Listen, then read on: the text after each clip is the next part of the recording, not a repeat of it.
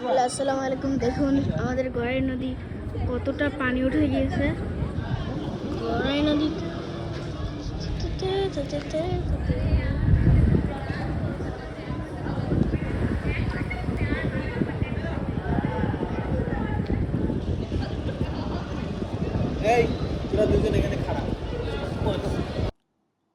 আসসালামু আলাইকুম। দেখুন আমাদের গড়াই নদী কতটা পানি উঠে গিয়েছে। গড়াই নদী